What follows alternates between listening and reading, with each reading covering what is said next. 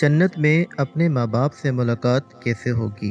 وہ منظر کیسا ہوگا؟ جنت میں کن کن رشتہ داروں سے ملاقات ہوگی؟ یہ جاننا ہر مسلمان کے لیے ضروری ہے۔ جان کر آپ حیران رہ جائیں گے۔ بسم اللہ الرحمن الرحیم۔ ناظرین، کسی بھی انسان کے لیے دنیا میں سب سے زیادہ پاکیزہ اور محبت کرنے والا رشتہ اس کے ماں باپ کا ہوتا ہے۔ اس کے بعد انسان کے سگے بہن بھائی اور پھر دوسرے رشتہ دار آتے ہیں۔ اس دنیا میں قائم یہ رشتے کسی بھی انسان کے لیے اولین ترجیح ہوتے ہیں، جبکہ کچھ رشتے تو ہماری زندگی کے لیے ایسے اہم اور لازم اور ملزوم بھی ہو جاتے ہیں کہ ان کے بغیر زندگی گزارنا ناممکن اور محال ہو جاتا ہے۔ محترم ناظرین، جنت ایک ایسی شاندار اور بے مثال جگہ ہے جو اللہ عز و جل نے ایمان والوں کے لیے بنائی ہے، اور اس میں ایسی ایسی نعمتیں رکھی ہیں جو نہ کسی آنکھ نے دیکھی، نہ کسی کان نے سنی، اور نہ ہی کسی دل میں ان کا خیال آیا۔ جنت کے بارے میں جو کچھ بیان کیا جاتا ہے وہ صرف سمجھانے کے لیے ہوتا ہے، ورنہ دنیا کی اعلیٰ ترین چیز کا بھی جنت کی کسی نعمت سے کوئی مقابلہ نہیں۔ بلکہ اب سوال یہ ہے کہ کیا انسان کی نہ ختم ہونے والی زندگی یعنی جنت میں بھی ہمارے یہ اہم اور پاکیزہ رشتے کیا ہمارے ساتھ ہوں گے؟ یعنی جنت میں یہ سوال اکثر ہمارے ذہنوں میں آتا ہے کہ اس دنیا میں ہمارا سب سے عظیم رشتہ یعنی ہماری ماں، ہمارا باپ، کیا جنت میں بھی ہمارے ساتھ ہوں گے؟ اس بات کا جواب ہم احادیث کی روشنی میں معلوم کرنے کی کوشش کرتے ہیں۔ احادیث میں ہے کہ جب کوئی روح ایلین میں پہنچتی ہے تو وہاں پر موجود روحیں اس سے ملنے آتی ہیں اور دنیا میں اپنے رشتہ داروں کے بارے میں معلوم کرتی ہیں، اور اس طرح سے جب کوئی انسان مرنے کے بعد ایلین میں پہنچتا ہے، اس کے رشتہ دار اس سے ایسے ملتے ہیں جیسے کسی دور دراز سے آنے والے مسافر سے ملاقات کی جاتی ہے، اور دونوں آپس میں مل کر بہت خوش ہوتے ہیں۔ ارشاد باری تعالیٰ ہے، اے میرے بندو، آج تم پر نہ کوئی خوف طاری ہوگا اور نہ تم غمگین ہوگے۔ میرے وہ بندے جو ہماری آیتوں پر ایمان لائے تھے اور فرما بردار رہے تھے، تم بھی اور تمہاری بیویاں بھی خوشی سے چمکتے چہروں کے ساتھ جنت میں داخل ہو جاؤ۔ ان کے آگے سونے کے پیالے اور گلاس گردش میں لائے جائیں گے، اور اس جنت میں ہر وہ چیز ہوگی جس کی دلوں کو خواہش ہوگی اور جس میں آنکھوں کو لذت حاصل ہوگی۔ ان سے کہا جائے گا کہ اس جنت میں تم ہمیشہ رہو گے۔ محترم ناظرین، اس آیات سے یہ بات ثابت ہوتی ہے کہ جنتی مردوں کی بیویاں بھی جنت میں ان کے ساتھ ہی ہوں گی اور ایک ساتھ ہی جنت میں رہیں گے۔ وہاں جنت میں انہیں ہر وہ چیز مہیا کی جائے گی جس کی وہ خواہش کریں گے۔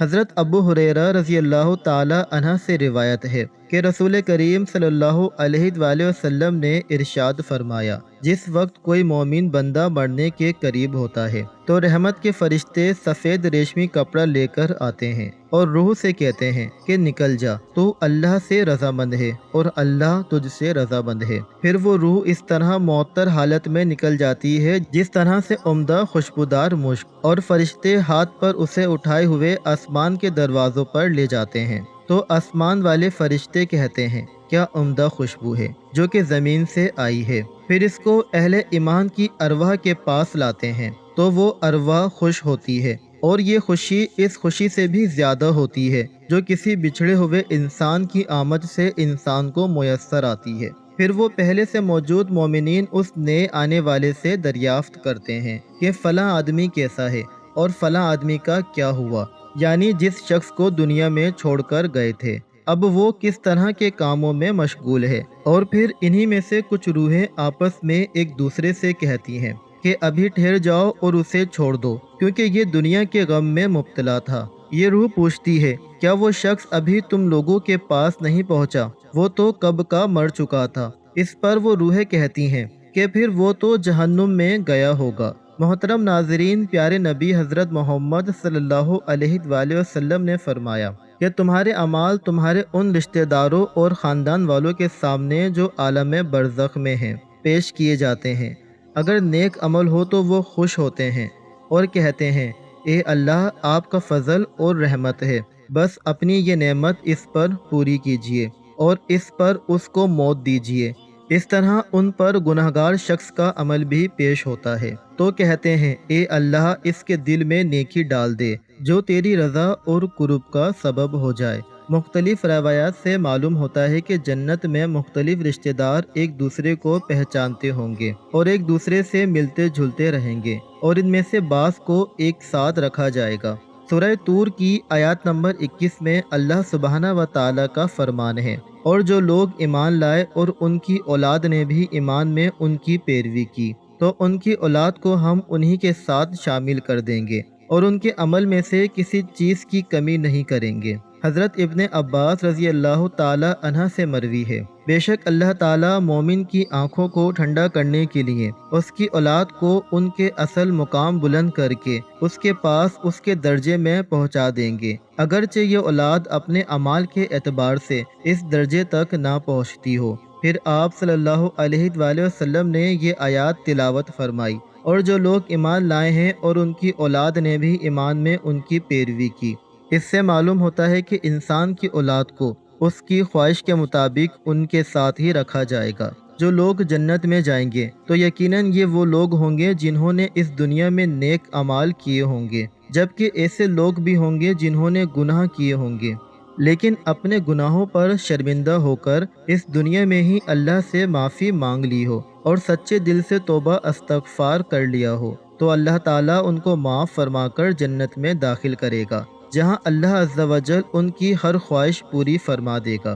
اور یقیناً اس کی خواہش میں سے ایک خواہش یہ بھی ہوگی کہ دنیا میں اس سے جو بھی گناہ سرزد ہو چکے ہوں یا کوئی گناہ والے اعمال اس نے کیے ہوں تو اس سے وہ تمام اعمال بھلا دیے جائیں، کیونکہ جنت امن اور سکون کی جگہ ہوگی جہاں منفی خیالات اور غم اور غصے کی کوئی گنجائش نہ ہوگی، اور ایک مومن اور ایک جنتی کے لیے ہر طرف خوشحالی ہی خوشحالی ہوگی، جیسا کہ سورہ بقرہ آیات نمبر 25 میں ارشاد باری تعالیٰ ہے۔ اور جو لوگ ایمان لائے اور نیک عمل کرتے رہے ان کو خوشخبری سنا دو، ان کے لیے جنت کے باغ ہیں جن کے نیچے نہریں بہہ رہی ہیں، جب انہیں ان میں سے کسی قسم کا کھانا کھانے کو دیا جائے تو کہیں گے یہ تو وہی ہے جو ہم کو پہلے بتایا گیا تھا، اور انہیں ایک دوسرے کے ہم شکل بھی دیے جائیں گے، اور وہاں ان کے لیے پاک بیویاں ہوں گی اور وہ جنت میں ہمیشہ رہیں گی۔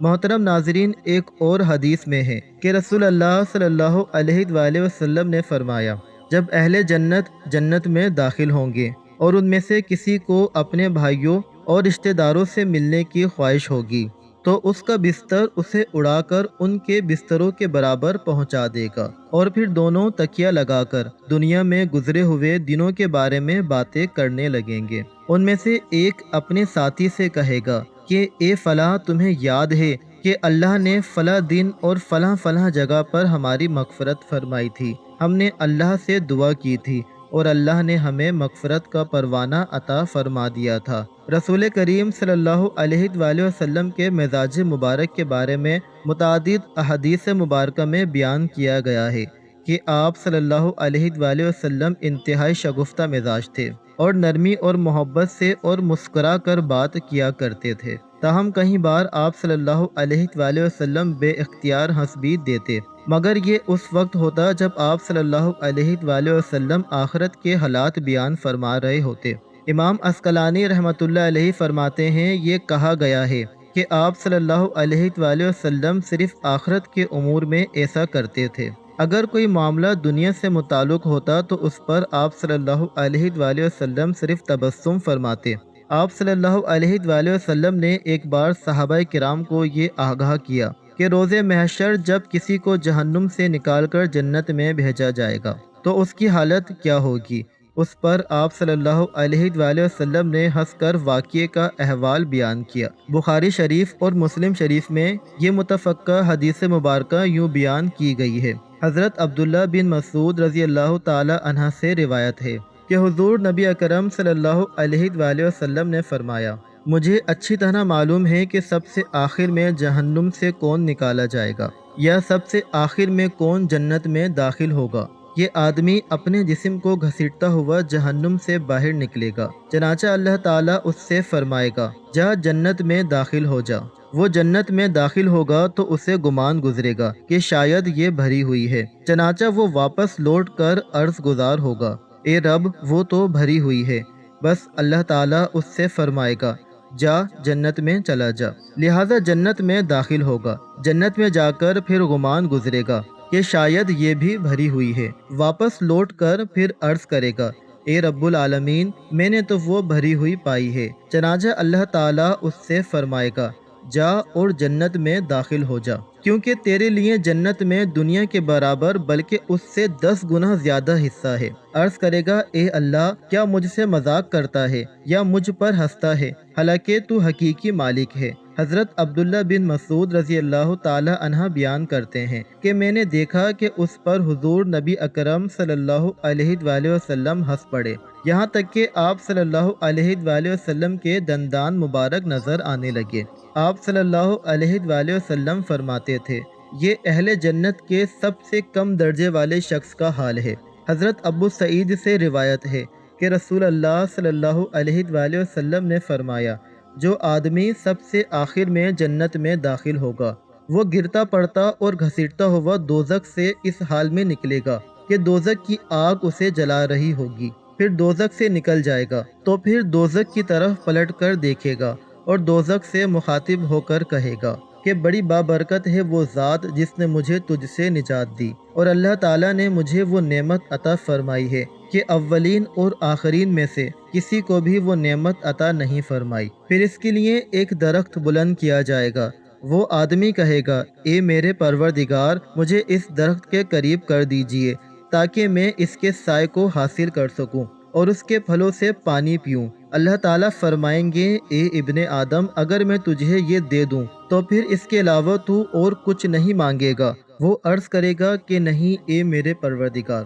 اللہ تعالیٰ اس سے اس کے علاوہ اور نہ مانگنے کا معاہدہ فرمائیں گے، اور اللہ تعالیٰ اس کا عذر قبول فرمائیں گے، کیونکہ وہ جنت کی ایسی ایسی نعمتیں دیکھ چکا ہوگا کہ جس پر اسے صبر نہ ہوگا۔ اللہ تعالیٰ اسے اس درخت کے قریب کر دیں گے، وہ اس کے سائے میں آرام کرے گا اور اس کے پھلوں کے پانی سے پیاس بجھائے گا۔ پھر اس کے لیے ایک اور درخت ظاہر کیا جائے گا جو پہلے درخت سے کہیں زیادہ خوبصورت ہوگا۔ وہ آدمی عرض کرے گا اے میرے پروردگار، مجھے اس درخت کے قریب فرما دیجئے تاکہ میں اس کا سایہ حاصل کر سکوں اور اس کا پانی پی سکوں، اور اس کے بعد میں کوئی سوال نہیں کروں گا۔ اللہ فرمائیں گے اے ابن آدم، کیا تو نے مجھ سے وعدہ نہیں کیا تھا کہ تو مجھ سے اور کوئی سوال نہیں کرے گا؟ اور اب اگر تجھے اس درخت کے قریب پہنچا دیا تو پھر تو اور سوال کرے گا۔ اللہ تعالیٰ پھر اس سے اس بات کا وعدہ لیں گے کہ وہ اور کوئی سوال نہیں کرے گا،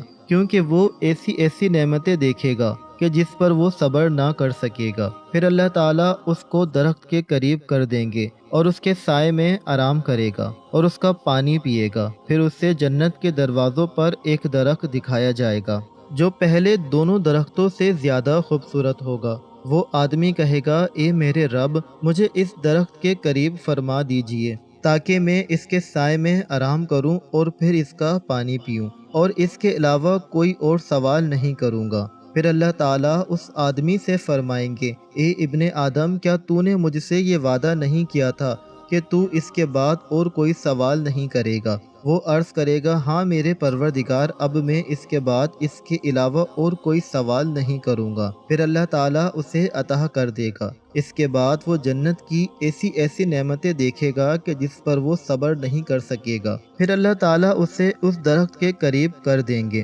جب وہ اس درخت کے قریب پہنچے گا تو جنت والوں کی آواز سنے گا، تو پھر وہ عرض کرے گا اے میرے رب، مجھے اس میں داخل کر دے۔ تو اللہ تعالیٰ فرمائیں گے اے ابن آدم، تیرے سوال کو کون سی چیز روک سکتی ہے کہ تو اس پر راضی ہے کہ تجھے دنیا اور دنیا کے برابر دے دیا جائے؟ اور کہے گا اے رب العالمین، تو مجھ سے مذاق کرتا ہے۔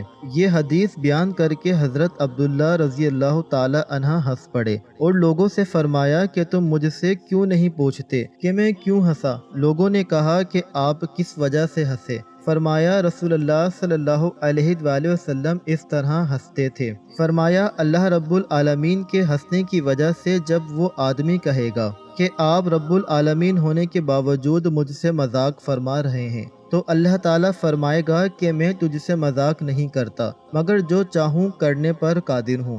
اللہ عز و جل سے دعا ہے کہ ہمیں بھی اس دنیا کی آزمائش میں کامیابی اور کامرانی عطا فرما کر جنت میں داخل فرمائے اور ہمارا خاتمہ ایمان پر فرمائے، آمین یا رب العالمین۔ ناظرین، یہ تھی ہماری آج کی ویڈیو۔ اچھی لگی ہو تو ویڈیو کو لائک کریں، شیئر کریں، چینل کو سبسکرائب کریں اور کمنٹ باکس میں اللہ تعالیٰ کے 99 ناموں میں سے ایک نام ضرور ٹائپ کریں۔ اگلی ویڈیو تک کے لیے اجازت دیجیے، اللہ حافظ۔ ملتے ہیں ایک اور نئی ویڈیو کے ساتھ۔